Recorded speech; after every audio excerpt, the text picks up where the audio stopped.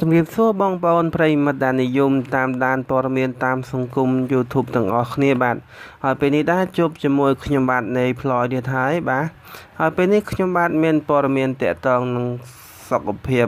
សម្រស់បាទហើយតាក់ទងនឹងព័ត៌មាននេះគឺចង់និយាយអំពីបញ្ហាក្លៀកខ្មៅបាទ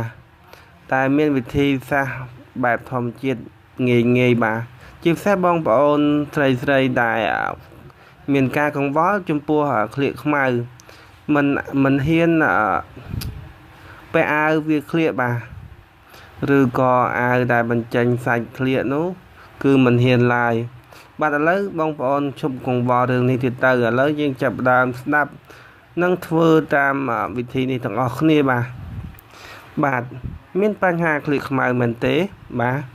ឈប់បារម្ភទៅរូបមន្ត3យ៉ាងនេះជួយអ្នកបានបាទបញ្ហាក្លៀកខ្មៅធ្វើឲ្យអ្នកខ្មាស់គេណាស់មែនទេជប់បារម្ភទៀតទៅបន្តពីព័ត៌មានខាងលើនេះហើយអ្នកដឹងអំពីរបៀបព្យាបាលដោយខ្លួនឯងដោយមិនចាំបាច់ចំណាយច្រើនហើយមានប្រសិទ្ធភាពថែមទៀតបាទរូបមន្តទាំង4រូបមន្តនេះគឺមានចំនួន3មុខបាទទី1ម្សៅដុតនំឬក៏ baking soda បាទលេងម្សៅដុតនំជាមួយនឹងទឹក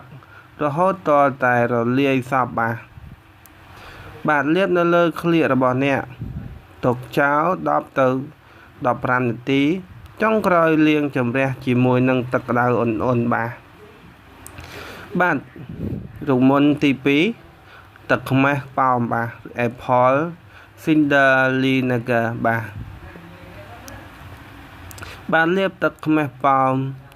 នេះនៅលើក្លៀករបស់អ្នកបន្ទាប់ពី5នាទីយកសំឡីត្បាល់ជូតសម្អាតតែកុំលាងចេញឲ្យសោះបាទទី3ជាវិធីចុងក្រោយគឺដំឡូងបារាំងចាត់ដំឡូងបារាំងមួយមើមរួចក្រឡុកឲ្យคล้ายជាល្បាយបាទធ្វើឲ្យម៉ត់បិទទៅលើក្លៀករបស់អ្នកបាទរួចជម្រះជាមួយនឹងទឹកធម្មតាបន្ទាប់ពី30នាទីបាទហើយតកតងនឹងព័ត៌មាននេះគឺចង់បង្ហាញពីវិធីសាស្ត្របំបត្តិក្លៀកខ្មៅបាទហើយបងប្អូនស្រីភាគច្រើនគឺកង្វល់រឿងនេះឥឡូវកុំបារម្ភរឿងនេះអីបាទឥឡូវមានវិធីសាស្ត្រចំនួន13នោះបងប្អូនអាចជ្រើសរើសវិធីសាស្ត្រមួយណាក៏បានដែរបាទបងប្អូនមិនជឿឬក៏យ៉ាងណាបងប្អូនអាចសាកវិធីទាំង3នេះបានបាទហើយចំពោះព័ត៌មាននេះគឺមានតែប៉ុណ្ណឹងសូមបងប្អូនជួយ like share subscribe ដើម្បីទទួលបានព័ត៌មានថ្មីទៀតបាទសូមអរគុណ